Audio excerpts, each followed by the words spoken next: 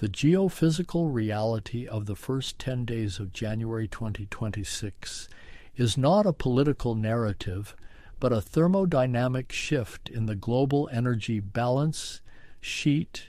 where the kinetic restructuring of the post-Soviet architecture is being dictated by the specific gravity of crude oil and the lattice structures of rare earth elements. To understand the operational mechanics of Operation Absolute Resolve, you must first understand the fluid dynamics of the Orinoco heavy oil belt, because the geopolitical maneuver is entirely downstream of the chemical engineering constraints facing the United States Gulf Coast refining complex, PADD-3, which has been suffering from a critical feedstock starvation of heavy sour crude with an API gravity below 10 and a sulfur content exceeding 3%. The United States shale revolution produced an abundance of light sweet crude, WTI, which is fundamentally incompatible with the complex coking refineries and vacuum distillation units engineered in Texas and Louisiana specifically to crack the heavy molecular chains found in Venezuelan bitumen, and this mismatch has depressed utilization rates and crushed the heavy light crack spread to unsustainable levels, necessitating a physical seizure of the feedstock source. The raid on the Miraflores Palace was a kinetic extraction operation that functioned with the precision of a pigging operation on a fouled pipeline, where the 200 JSOC operators acted as the cleaning gauge to clear the flow assurance blockage represented by the Maduro regime. The infiltration under the cover of darkness utilized subsurface maritime insertion vectors, likely deploying from the moon pool of the USS Iwo Jima, which acts not just as a distinct amphibious assault ship, but as a floating forward operating base capable of sustaining independent logistics chains in a non-permissive environment. The neutralization of air defense nodes in Katia Lamar and Fort Guaycaipuro via suppression of enemy air defenses, SEEAD, operations was a prerequisite for establishing an air bridge, because the specific radar horizons and engagement envelopes of the Venezuelan S-300 and Buk M2E batteries created an anti-access area denial, A2AD, bubble that had to be physically punctured to allow for the exfiltration of the high-value targets. The casualty count of 23 Venezuelan military personnel and 32 Cuban security contractors indicates a close-quarters battle intensity typical of urban terrain clearance, where the rules of engagement were loosened to prioritize speed of maneuver over collateral mitigation, essentially treating the extraction corridor as a dynamic kill box.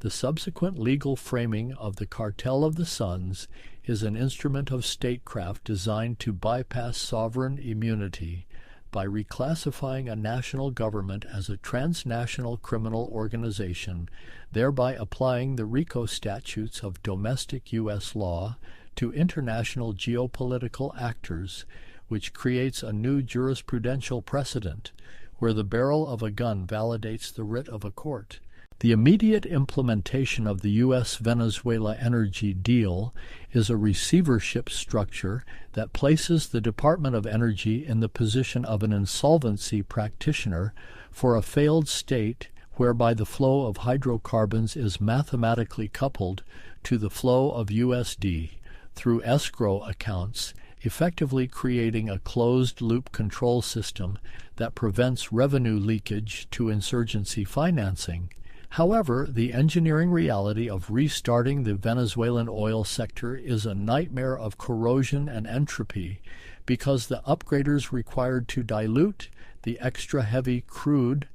with naphtha for pipeline transport have been cannibalized for parts, meaning that the energy return on energy invested, EROI,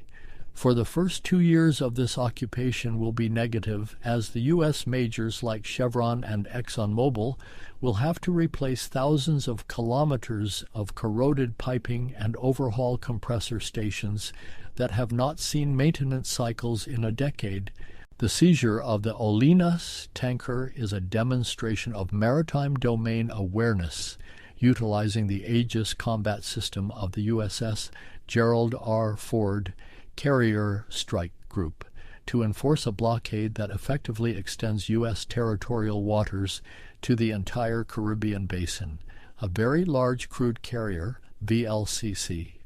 Like the Olina, has a deadweight tonnage of approximately 300,000 metric tons, and stopping such a vessel requires a kinetic interception that overcomes immense inertial momentum, while the disabling of its AIS transponder identifies it as part of the dark fleet that operates in the gray zone of international maritime insurance. By seizing the vessel, the U.S. Navy has voided the protection and indemnity, P&I, insurance coverage for any ship carrying Venezuelan crude, essentially rendering the cargo radioactive to global commodity traders who operate on thin margins and cannot absorb the risk of total asset forfeiture. This brings us to the Arctic theater, where the proposed annexation of Greenland is driven by the mineralogical necessity of securing independent supply chains for dysprosium and terbium, which are critical heavy rare earth elements required for the operation of permanent magnet synchronous motors in electric vehicles and the actuators of the F-35 fighter jet. The geological formations at Kvanefjeld contain complex steenstrupine ore bodies that require aggressive acid, leaching, and solvent extraction techniques to process, and the current global processing capacity is 90% controlled by the People's Republic of China, creating a single point of failure in the NATO defense industrial base. The extraction of these minerals involves the management of uranium and thorium tailings, which presents a severe radiological waste management challenge that strictly regulated Western mining firms have historically avoided, but which the U.S. government is now willing to underwrite as a national security imperative. The Gyuki Gap remains the primary choke point for Russian submarine transit from the Kola Peninsula into the North Atlantic, and the militarization of Greenland transforms the island from a passive sensor platform into an active, unsinkable aircraft carrier capable of projecting anti-submarine warfare ASW assets directly over the primary transit lanes of the Northern Fleet. The internal fracture of NATO over this ultimatum reveals the fragility of alliance structures when they collide with hard resource realism,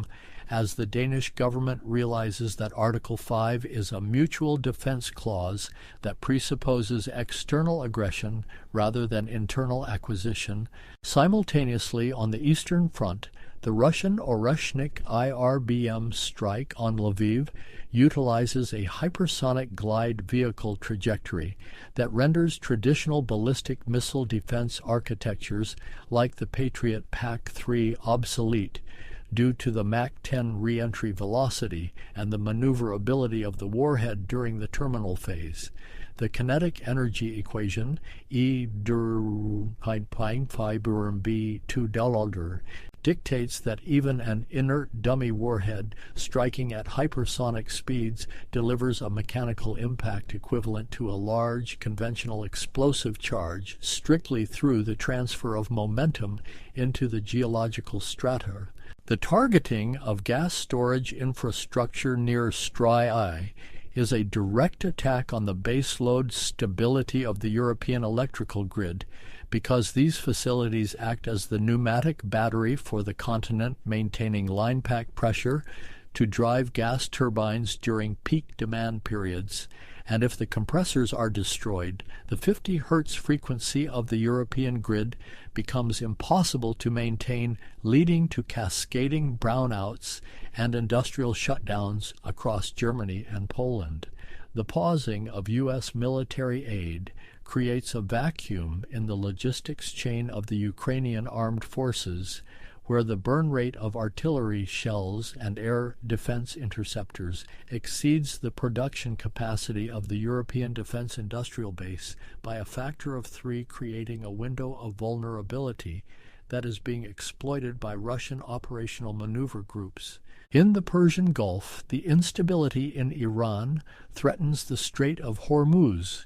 which is the jugular vein of the global hydrocarbon economy, where 21 million barrels of oil per day transit through a channel that is only 21 miles wide at its narrowest point. A closure of this choke point by the IRGC would result in an immediate supply shock, removing 20% of global daily consumption from the market and sending the crack spread into triple digits, which would physically halt trucking and aviation fleets worldwide within weeks due to fuel scarcity. The financial markets are reacting to this breakdown of the just-in-time global order by fleeing into hard assets, where gold serves as the only reserve currency with zero counterparty risk, and Bitcoin acts as a digital bearer asset that cannot be confiscated by the swift weaponization of the banking system. The rise of the digital yuan with interest-bearing capabilities indicates a bifurcation of the global financial plumbing, where energy trades will increasingly be settled outside the dollar ecosystem to avoid the sanctions risk demonstrated by the Venezuela seizure. The overarching industrial trend is a shift from efficiency to resilience, where supply chains are being shortened and militarized, and the premium for physical security is being priced into every barrel of oil and every microchip as the world transitions from a period of globalization to an era of imperial autarky, where the control of physical matter supersedes the value of fiat currency.